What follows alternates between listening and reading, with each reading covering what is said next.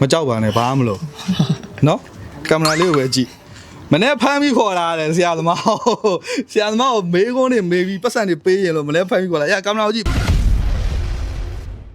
နာမည်လေးချက်မိတ်ဆက်ပေး ကောင်းခန့်ကျော် ကောင်းကံကျော်ဒါအရင်အဆက်ကြောက်ကြီးရဲ့ကောင်းကံကျော်ပါကျွန်တော်တို့ကင်မရာမှာပါမှဆိုရင်လည်းတော်တော်အဆက်ကြောက်ကြီးညီလို့လွယ်လွယ်လေးပဲမေးမယ်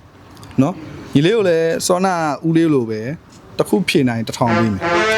ညီလေးငငယ်တော့ကအကိုတို့ယောက်ျားလေးပဲဖြစ်ဖြစ်မိန်းကလေးပဲဖြစ်ဖြစ်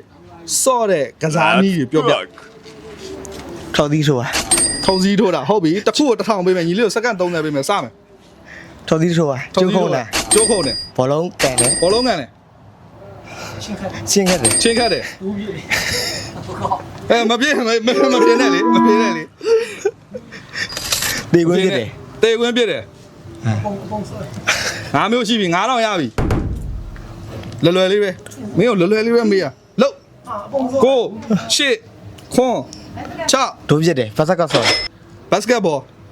ဆော့တာဆော့တယ်6တူဟောပြေပါကဲဒီလေးလွယ်လေးပဲနော်အခု6000ရပါဟုတ်လားအခုစုချင်းငွေတစ်ခါလေးပြေဟုတ်လို့ဖြေလဲအတွက်ရင်းနှမဘယ်လိုဖြစ်သွားဒါပထမဆုံးဖြေမှာ ငယ်ဆက်တာ ဘာရှက်စရာလို့ ကင်မရာရိုက် ကင်မရာရိုက်ထားတာဩဒီဘက်လက်ကြည့်နော်ဘာပြောခြင်း